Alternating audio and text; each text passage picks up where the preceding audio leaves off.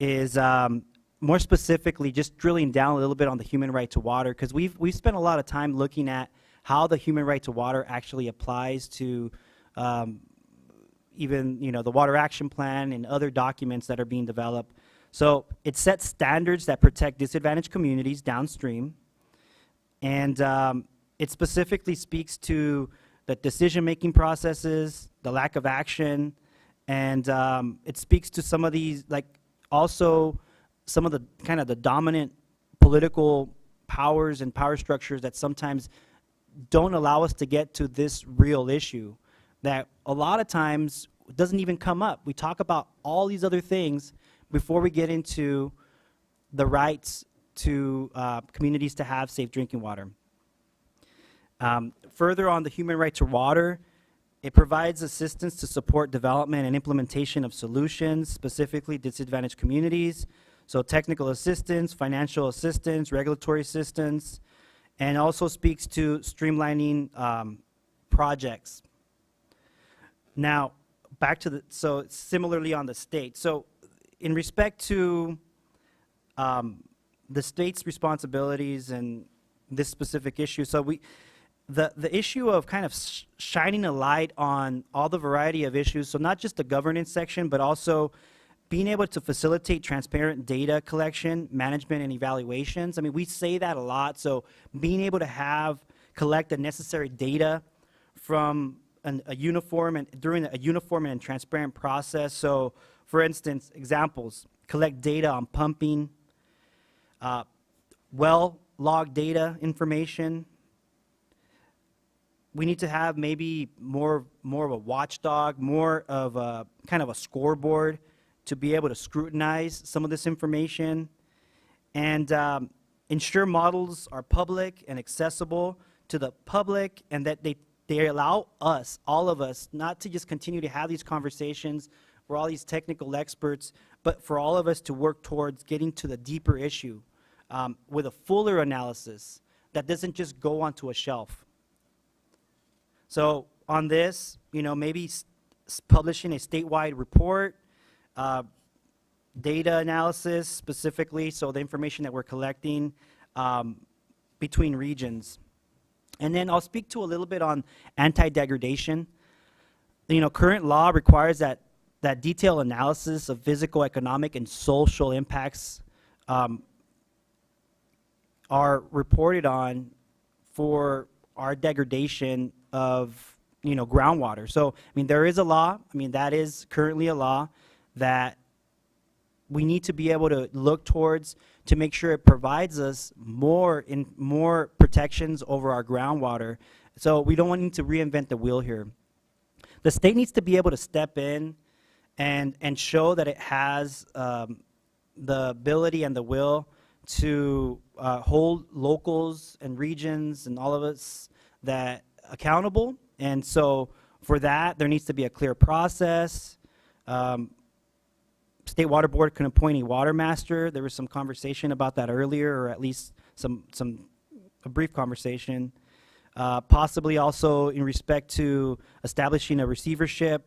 So there needs to be an ability for the state to step in. And so a lot of what I said, I didn't get into the crux of it. I'm definitely available for questions, but it's not similar to what, it's not the same that I've heard along the lines. Regional control, regional authorities. So we address the issues on the regional level, but there definitely needs to be some leadership in the state to be able to move that forward. And having worked regionally, local levels, I mean, I understand how complex it is. So locals and regional entities need to have the capacities, legal infrastructure, the funding, because there's a lot of communities that are overburdened. And I say communities, I say counties, cities, other type of water entities that are overburdened. So thinking about that, but in order for us to go back to this question, we're asking the question of how can the state's role be defined so it is targeted, effective, and complements the goal of sustainable local groundwater management. I mean, we need to think about it. We need to be progressive, and we can't continue to do what we've been doing. And I thank you very much for this opportunity, and I'm available for questions. Thank you. Okay, thank you, Omar. Frank? Is there anyone still here? Well, thank you. It's nice to be up here again. And just to put a little perspective on this, and I know that the story was told about the apple orchard, but I'm proud to be a 9th generation Californian on my mom's side. And so we're obviously quite aware of droughts. And my great-great-grandfather lost his entire cattle ranch, basically, due to the drought of the 1860s. And now I think we've evolved to a perfect storm. We've evolved to the point where we have increased population, we have increased irrigated agriculture in our area in particular, and we have a drought. So now we're confronted with this, and I know that one of the things that was suggested earlier that we don't need to move too quickly. I disagree with that. I think that we have waited too long. And the reason I say that, this was published by, I think it was the Water Foundation in 1979. Water, will there be enough? This was published in 2000. Are you prepared for California's next drought? So we're talking about the same things, it seems, again and again and again. And I have to commend the governor's office, and I have to commend the state for taking this on as the highest priority, because I believe it really is. In our particular area, we live in an area that the Salinas River, which is an unusual river that runs north. And in that particular area, I guess it could be considered to be a kiss of death in a way when they designated the pastoralist area as the wine region of the world, the #1. Now everybody wants to grow more grapes. So consequently, over the past several years, we've seen an increase in irrigated agriculture, and we started seeing declining wells. The board held an 11-hour board meeting in which we were determining whether we would pass an urgency ordinance. This urgency ordinance would be going into place for 2 years, and it would preclude any expansion of irrigated agriculture unless they had the vested right to do so, and that vested right was established through our planning department as well. There was 11 hours of over 100 and some people that spoke in public comment in a divided room. We had to have a 4/5 vote to pass this ordinance, and the unfortunate thing of it was we had lost a supervisor to an untimely death earlier that month. We had 4 members of the board that had to pass this ordinance. So it took the political will that I keep hearing about that we need to have, it took the 4 of us to pass this, and then all the questions started to arise. They asked for more data. They said it was too soon. You need to do more studies. Well, we've done studies, we've done studies, and we've done studies. And I think that the time had come to take a time out to try to get your arms around this, to figure out what do we have, what are we going to do about it, and how are we going to get there. The biggest issue that always is, I guess, the 800-pound gorilla in the room is the issue of water rights, and that we hear this time and time again. I feel that that's absolutely appropriate, but by the same token, I think that there's also responsibilities, and I think that we all have that responsibility to help share that resource when it's necessary. The economic impact that was suggested earlier, I understand that completely. But I think the gentleman that was sitting in your place, Mr. Bardini, was John, said that what is the economic impact if you do nothing? And that's absolutely correct. If you do nothing and you continue to do what you do and expect different results, we all know the definition of that. So I think that from an economic standpoint, I've heard this from, I've lived there all my life, so I have friends on both sides of this issue. And from the real estate industry, they've said that you're going to see a decline in property values. And I said, well, I take a different perspective on this. Wouldn't you think that someone that wanted to invest in an area would be more willing to do so if you were taking on the issue and trying to fix it as opposed to doing nothing about it? So I think that that's important that we do. I'm going to just jump right quickly into your request here. And I think that one of the things I hear over and over again is local control, local control, local control. And I'm not quite sure if everybody understands what that means in terms of, like, for example, in my position. We have a flood control district, and a lot of the folks in our area said if we do have some type of a water district, we want the flood control district to do it because we want local control. And I said, well, who do you think is the flood control district? Well, it's people out there that you're going to appoint to do this. I said, no, it's the same 5 supervisors sit on the board of supervisors. So if you want local control, you're going to have 3 of them that don't sit in your local area. Oh, didn't understand that. So that was a misconception. So when we decided to go forward with this urgency ordinance, I mentioned at that point in time that there's going to be three choices here. One, we either establish a local water district over our basin. This basin's 900 square miles, by the way, and 300, or a third of it's in Monterey County, so we're sharing that with them. We'll either form a water district of those that overlie the basin to try to manage this. The county will kind of improve on the AB 3030 that we've already adopted, or the state will step in. So choose your poison, which one do you want, and we'll go from there. At this particular point in time, when we're talking about local control, we have a proposal at the state level right now, having legislation introduced to establish a water district. And it's the first of its kind in terms of its hybrid. The difference is trying to get together with rural residential folks, small landowners, and large landowners. And we have got them to come together for the most part, although we have some that have filed lawsuits, and my fear is that this will go to adjudication. I've had people say that that's short term and it doesn't cost very much money, and I'm still looking for one of those if anybody knows one. What I would ask the state is more clarity in terms of what you mean by flexibility. Flexibility of local control. We're trying to establish that through a water district, but do we have that flexibility? The flexibility to implement the AB 3030 and the amendments that are being proposed. I'd really be curious to know what the state means by we will monitor your groundwater, or we will come in and do things if you don't. I don't know what that exactly means, how that would be accomplished, what process it would take, and who would do that, and who would you work with in that process. The other issue is oftentimes when you want to do a project, and every document that I've ever read constantly references the issue of water storage. Any kind of a water storage project that you want to do is going to be a lengthy process to go through CEQA.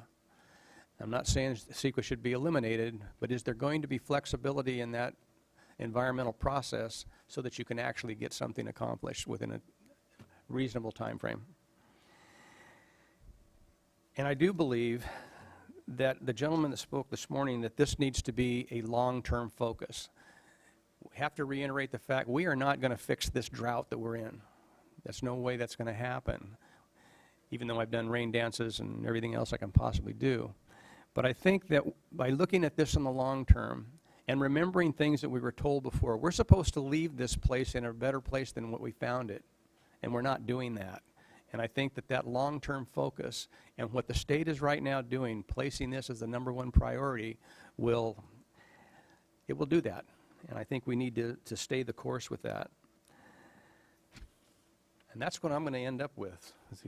You've heard from everybody else, and I can't add any more to it. So thank you. Thank you, Frank. Okay, I'll open it up to the panel before we go to public comment. Well, thanks to the speakers this afternoon. Of course, for this morning, too. I've attended the whole hearing, not from up here the whole time. I got the enviable position of being up here when we're talking about state backstop process here as a member of the State Water Board. And I appreciated the visual of specter of state intervention, and I wish I brought my black cloak with me for today. But yeah, in all seriousness, thanks for these points. Today we haven't heard a lot of reference to the State Board's conceptual groundwater work plan elements. And I would ask folks that are here on the panel, I mean, I want to acknowledge you've pointed out, as Sarge did, some of the existing state backstop authorities. But of course, we're challenged to think about, well, as Frank put it, are there some specificities that the state could provide, what we mean by the process of coming in, how are programs, specific subbasins evaluated? What's that process? Is it transparent and predictable and fair? And then also, what would we evaluate? So our staff put together the groundwater work plan concept paper in October last year, and we've had several meetings. We had a workshop here in this room in January. And one of the hallmarks of what we were trying to vet and get feedback on were what are the elements of an effective local groundwater management program. And so we had the 5 elements of establishing thresholds, or we've heard basin management objectives referred to quality and quantity. That's number 1. Number 2, monitoring and assessment, as we've heard today. Number 3, governance structure, institutional structure. Number 4, funding, which is the last panel we heard from about how you finance the program. And then number 5, enforcement. That is, what good are requirements if the folks who decide not to follow the requirements don't have any consequence of not following those requirements, because that places the other folks who do follow the requirements at an economic disadvantage. So enforcement being a 5th important element. Would any of the panelists like to comment on those? A couple of thoughts. I went through the sort of the litany of what the problems are with trying to regulate these overlying water rights.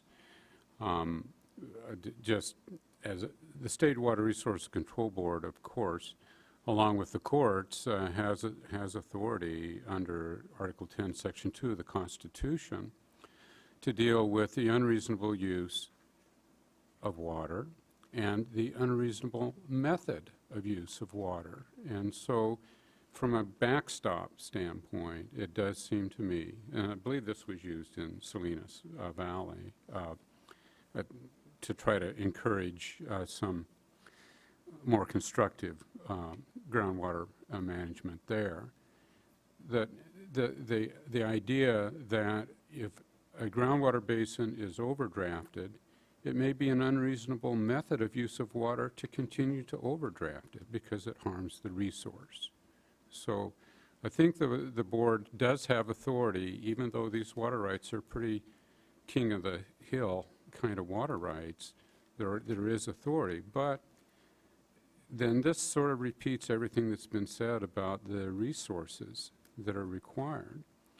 Because we did learn in Mojave, City of Barstow versus Mojave Water Agency, the Supreme Court told us that you can't just make a legislative or a judicial fiat and take people's water rights away from them. You're going to have to be able to prove what the real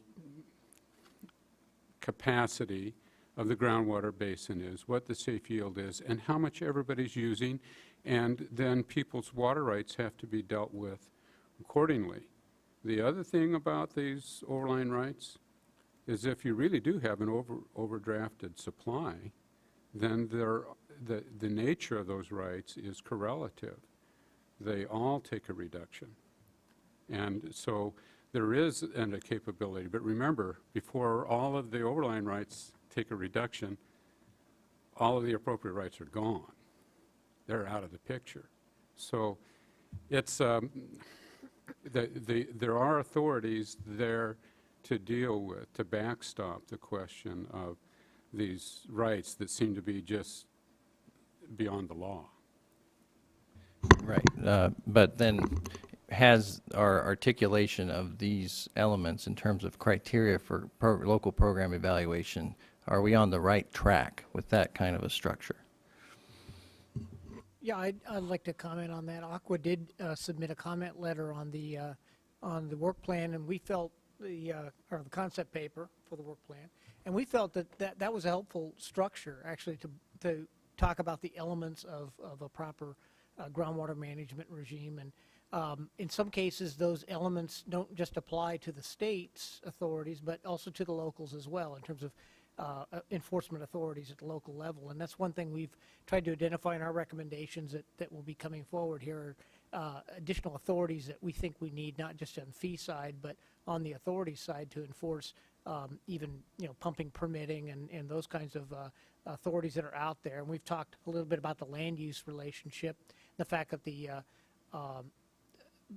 counties and cities do have plenty of authority under the health, safety, and welfare provisions of the state constitution to manage land use, to manage permitting in the land use side, and we think a similar kind of structure needs to be thought about for for groundwater management as well, to empower local entities to enforce the rules of the road.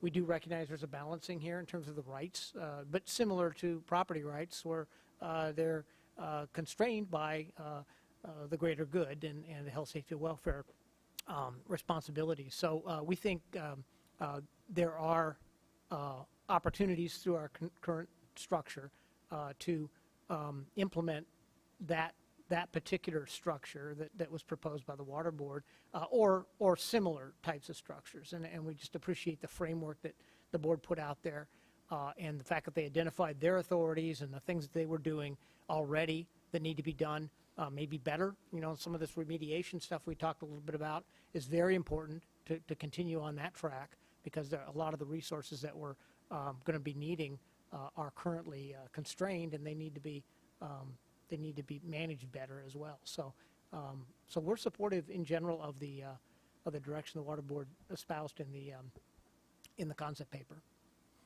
If I could add a little bit too, what were the 5 elements then? So enforcement was number 5. 1 through 4 will be relatively easy, and I think number 5 is the one that carries the most concern. And I think Eric Everett of Rio Bravo Rosedale earlier talked about it, how they tried to form a JPA, and that was what everybody's concern was who's going to implement the decision making. 99% of them said, no, we don't want this outfit to have the control. So I think that's the art of developing this process. And I also heard a suggestion today about a third-party process where there was a mediator that came in and looked at the technical evidence, and it's not you and it's not me, but it's somebody else who can weigh the evidence and say, you know, this person is right, this person is wrong. If you need demand management, this is the equitable share. I think that kind of an idea needs to be fleshed out and look everywhere else it's been done. I don't think it's been done very well in the Ogallala. They're still going down.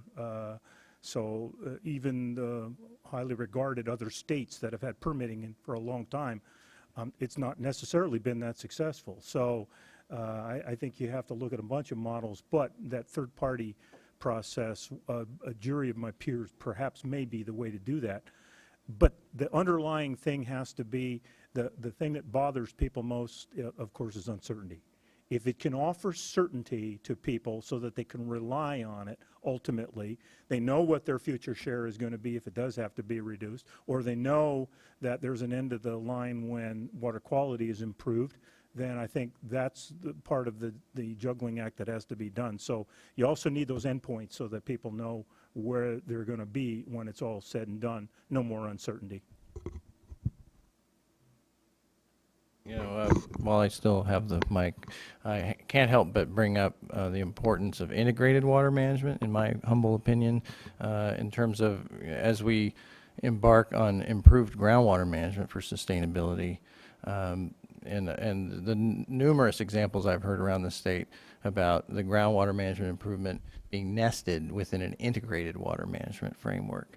And, you know, how can we at the state level really help support that? And if it's a legislative proposal, can we nest the groundwater improvements within an integrated water framework?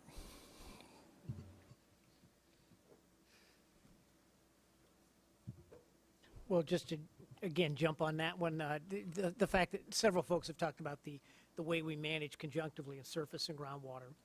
And again, the points that we're going to be making on that, and the surface water management regime needs to be considered. And just doing what we do more efficiently, trying to do multiple objective planning, I think is certainly a concept that's been out there with the California Water Plan now for, you know, a couple, 3 cycles, and of course the governor's or the administration's California Water Action Plan does a great job of laying out that broad view of water management. And so we certainly support that. And groundwater's just one part, about that big, in numerous other parts of water management in California. Hi, thank all of you. Frank, I have a question for you. You were talking about wanting more information on what the state means by some of these terms. So I'm going to kind of turn that back to you, and especially because you have a lot of experience on the ground in a very complicated area. When would you say, at what point would it be right or appropriate for the state to step in if it doesn't work in your community? What would be the factors that you would have us look for? You could step in tomorrow afternoon at 2 o'clock. That'd be great. I think that if a jurisdiction is trying to make incremental steps to get there, which we already are, we have an AB 3030. We've already passed to go forward with the appropriation for the amendments to the AB 3030. We're doing that as well. So I would say that when we get to a point where we cannot get a water district or we cannot get the vote on an AB 3030, and we still see, and we have the information to provide, that we're still seeing a declining level, I agree, the third party may be the best point at that time to step in and say, then we'll take a look at it. Because I think the other issue is the issue of public trust. Do they trust whoever it is that's providing them the information?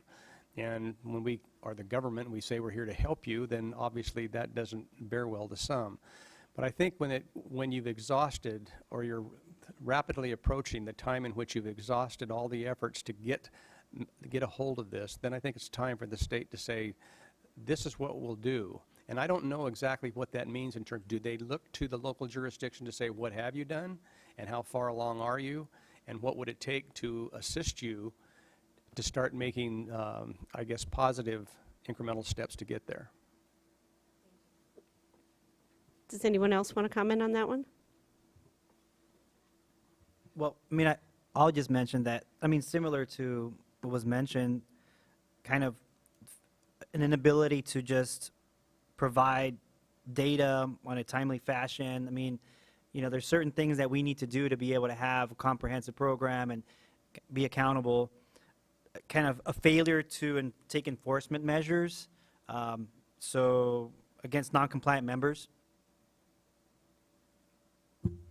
And I guess as a follow-up to that, if I could, I wonder if it's appropriate for the local jurisdiction to request the state's assistance at some point, as opposed to waiting till it gets to the point that it's out of hand. What I'm trying, and what we're trying every way to do, is to avoid the adjudicative process, but at any point in time, that could happen. But as long as we're making incremental steps to try to satisfy the concern, then I'm hopeful. And I had one more add-on, just because we keep going back and forth here. A failure to identify, you know, water supply, water needs of the groundwater users, including disadvantaged communities. So back to kind of the conversation on data, but that's my last one on that. I just kind of want, obviously, the Governor's Action Plan articulates a number of items related to groundwater and groundwater management, and of course, the department's Bulletin 118 has been discussed. And what would you see as how we might strengthen that effort, and how would that help in leading priorities for the state? And I guess, Serge, I'll give you the first shot, or Dave, either way. Yeah, I've got a very specific idea. We've got specific basins, sub-basins and basins defined in Bulletin 118, and we think that that's a great place to start. But unfortunately, we realize our groundwater situation is maybe more complex than that, and there are some on-the-ground specific concerns about boundaries of some of those sub-basins, and then, of course, the fractured bedrock areas of the state that are not within the Bulletin 118 basin, sub-basin nomenclature. And so that's an example of something that, through the revision of the Bulletin 118 process, we believe that at the local level anyway, in kind of helping inform the statewide planning, we can start to articulate a little bit about what are we talking about with these areas outside, sort of the fractured bedrock areas. What are the issues there? What are some boundaries that we could start establishing for administrative purposes? And then refining some of the current boundaries. But also just recognizing the fact that we have 500 and some odd of these basins, and that the state has done a great job with the CASGIM program and through the legislation in 2009 of trying to prioritize the high and medium basins as opposed to the low basins, some of which have very few groundwater users or are parts of the state which don't have current concerns or threats. And so, again, trying to identify a prioritization process so we can tackle the highest priority stuff first. I think that would be a helpful effort. I concur with everything that Dave said. I think that one other opportunity exists, though, and that is what I talked a little bit about, and that is linking with counties and planning agencies to make sure that there's information about things like the white spots where there is no jurisdiction, and also what the land use plans are looking like and how that affects demands. So there's a certain capacity in the basin, and so if there's warning bells that can be somehow put into the Bulletin 118 process, where I know we've had already designated critically overdrafted basins, but what does that mean? So that some people need to understand, is it yield, is it quality, what are the parameters that we're talking about that are critically overdrafted? So then the layering of land use decisions and critical overdraft or whatever the other groundwater issues are, there's a compare and contrast that you can do to show why it's important to know more about those areas.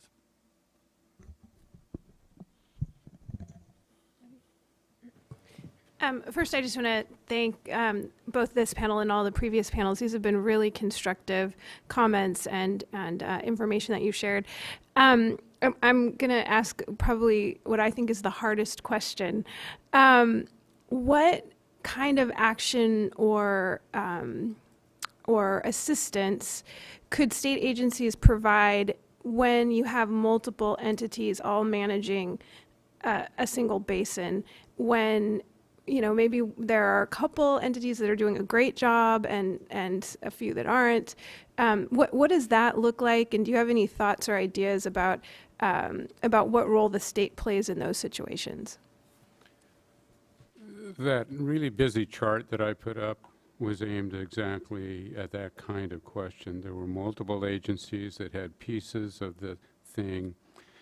The State Water Resource Control Board, along with some others, United States EPA, got all the stakeholders together and said, okay, what do we need to do? And the solution was to come up with a new agency that had the authorities that were needed. And of course, that, as I've already said, required development of consensus around that idea. But that, whether it's done by virtue of somebody going through that sort of a school teacher thing, or whether it's simply trying to mediate among people so that they can figure out who really has what authorities or where they can cooperate, either one of those approaches, I think, works fine. I think if there were a way that we could contact the state, or whoever, whatever level it might be, probably Department of Water Resources, I would assume, that once we hit a stumbling block in our efforts to try to get our arms around the situation, looking for that assistance would be a great benefit. Where would you send us to try to get that information? In our particular case, we have a huge basin that's got about 7 sub-areas. One of the critical things is trying to determine, how does one affect the other, or does it? Because some of the folks feel as though they're being punished by an ordinance that doesn't really affect them in some respects by the water issue. So when we get to a point from the technical standpoint, I've heard this a number of times today, the technical support would be huge. Where would you go to get it? How would you access it? And then take it from there. One model that I think may have some relationship here is the integrated regional water management planning process, and the fact that the state has incentivized cooperation among a lot of folks that didn't necessarily walk into the situation wanting to cooperate, and yet the significant amount of money involved and the rules of the road and a very clear process has resulted in many parts in the state doing significant new integrated regional water management among agencies that prior to that had never cooperated. And not just agencies, but all kinds of entities like disadvantaged communities and community action groups and environmental groups and others that in previous times maybe had been very combative in a local context. So I think the IRWIMP program has some lessons for us. I'd like to answer that. Groundwater, this conversation, obviously groundwater and our better management of groundwater is a topic for the entire state, but it mostly impacts, or at least some of the solutions are mostly focused, especially and most difficult to be able to address in the Central Valley, a lot of the Salinas Valleys, folks that don't have other resources. And so a lot of our efforts in trying to work with getting and securing both technical and financial resources for the 500 plus small communities in the Central Valley starts with a very basic kind of outreach but it actually starts with some data collection. You need to know what is going on. There needs to be an understanding across communities, and because what we've known on a very basic level, if you're a leader in your community, sometimes you kind of like the way that things are, and it may not be the best situation, but you like the way. So there has to be some very basic information over, water quality, quantity, how these things can benefit, how a collaborative effort can benefit you as a whole, 500 plus, for instance, in Tulare Basin, and there also has to be an ability to, provide additional resources that may not be available to other parts of the state, because we are talking about groundwater management for the entire state, but some parts of the state are more impacted. And so you need to be able to have very targeted solutions, and make sure that you're not exasperating or making worse the dynamics in communities. So the very small communities, 100, residents, 40 residents, sometimes they're not able to participate. I'll give you an example in the IRWIN process. That is what our experience has been that in some areas of the state it works, and in other parts of the state it doesn't work. And we have very specific ideas of how that process can work better, but we have to make sure that we're capturing the entire picture, all of the communities, and there has to be some targeted resources, and so then that locals, and regional folks don't feel overly, being burdened by this, but it also allows them to be able to, and folks to have the responsibility to work with these very small communities that a lot of times fall through the cracks. I'd like to follow up a little bit on what David said about IRWM. And yes, there has been mixed results about IRWM, but I got to give credit to Gary and his staff. Where they have creatively been able to finance CCP in a facilitated process, I believe that has been some of the most successful IRWM efforts, including all of the parties in the room that we have seen. So I would support that facilitation process as one of the tools. Okay, thank you, everybody. I think we're going to move to public comment given the hour. Just a reminder, if you haven't put in your card, their cards are in the back, and you can just bring them up here, and I'll grab those.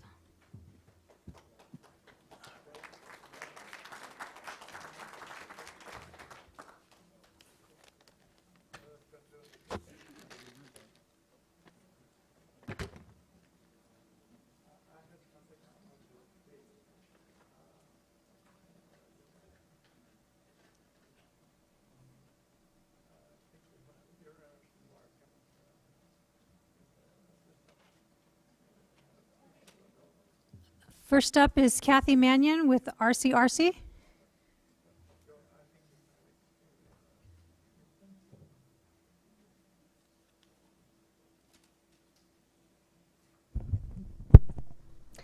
Okay, thank you. It's been a long afternoon, so what I'm going to do is touch upon some subjects that really haven't been spoken to as to a great degree. I was glad to hear the mention about fractured rock. This is very important. Our CRC represents 34 rural counties, and many of them do have fractured rock. Also mention that we do have disadvantaged communities as well. One of the things about fractured rock and the discussion about basins is that a lot of what was discussed today is not going to fit the fractured rock areas. For example, I have one county supervisor that discussed testing that was done of his property and 3 other adjoining properties. Each one of the wells tested different constituents, so they were not connected. You can't identify necessarily boundaries. So I think that's very important to keep in mind. Now, while you might not be able to regulate or put in place something that works for basins and fractured rock, they certainly do need technical and financial assistance. I think it's very important for these areas to identify the areas that have water or do not have water. I'll give you an example. In 1999, Calaveras County adopted a proof of groundwater ordinance, and they were lucky enough to come into some federal monies to help them develop a map, kind of a 3-dimensional map as to where waters were, and also connections in some cases to underground streams and so forth. They would like to keep that up. They need additional monies, but there are certainly other rural areas that could use help in that regards as well. Let's see, and that of course helps in their land use decisions. Mention was made of the CASGEM program, and I'd like to bring to your attention some issues with that program as well. It doesn't fit every location. I'll give you an example. Inyo County, they have quite a few basins, and the law was written so that if there are no agencies there, and we have a lot of rural areas with no water agencies, that as a backstop, there's that word again, the counties would have to undertake monitoring, or they would not be eligible for funding through the state. Now, in the county of Inyo, I might have these numbers wrong, but something in the area of like 38 basins, and they are working on, again, monitoring because they want to be able to be eligible for federal funding. Some of it's the traditional monitoring with monitoring wells that were already in place. Others, they're using the alternative source of that went in statute of monitoring, because we have basins that they're monitoring that there's not even a road into the area. So it's, very difficult situation.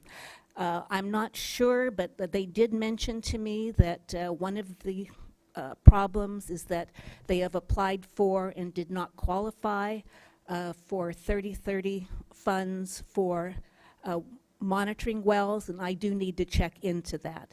But they, essentially a small, poor county, in order to qualify for funds, they need help financially to put in a monitoring well. Let's see. A lot of our counties have now in place or are currently working on or plan to work on setting up water advisory committees that are made up of the other entities in the area, and that includes other cities, water districts, the residential and ag water users. So I do believe that counties can serve a role to kind of coordinate and bring everyone together. And in many of these counties, the idea is reach common ground with all the interested stakeholders, and then the county, after receiving recommendations, can undertake those actions it feels necessary in order to manage the basin. The irrigated lands program was brought up. I only can mention one thing about this as far as the program structure. It said look to the program structure. This is another program that really doesn't work very well in the fractured rock areas, so I'd want to ask your consideration of that. Then the mention was made of a water element. We do have counties that have water elements. It is optional. Again, if there were to be a mandate, it would really need to come with some dollars attached. This is not inexpensive to put together a new element of the general plan. So that would certainly be important as well. And let's see. I think that does it right now. Integrated regional water management, one more thing was mentioned. And yes, that is, we're very supportive of integrated regional water management. But I will also say that the requirements to apply for funding are very complex and very costly.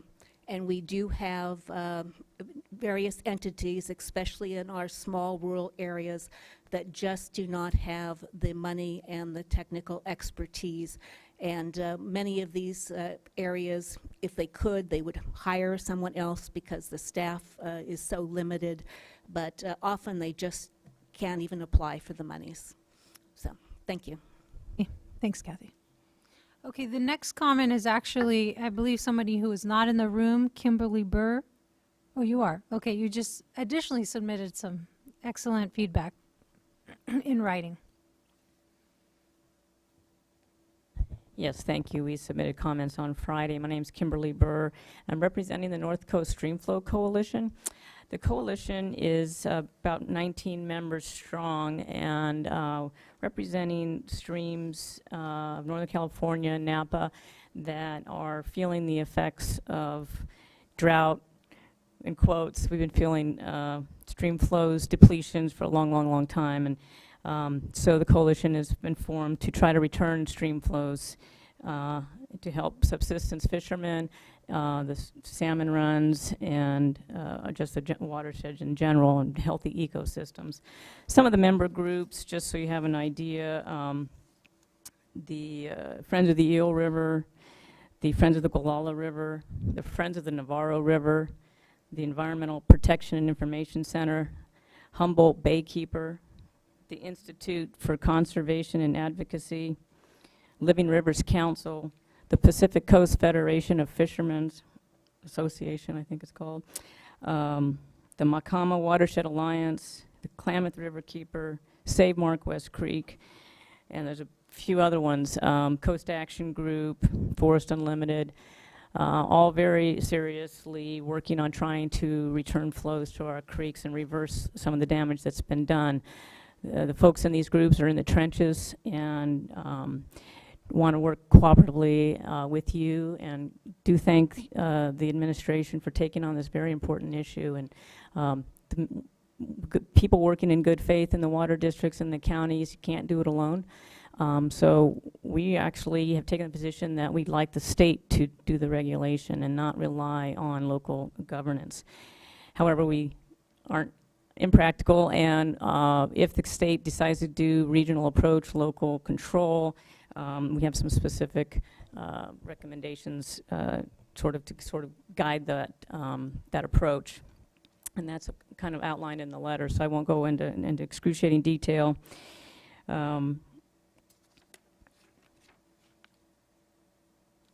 Some additional, besides what the legislative analysis office has said, which we agree with a lot of what's in the LAO's recommendations, we'd like to just make a couple further recommendations for legislation of groundwater. We would direct the State Water Board to develop and adopt and enforce standards and essential steps to be followed in order to achieve appropriate and effective groundwater regulation.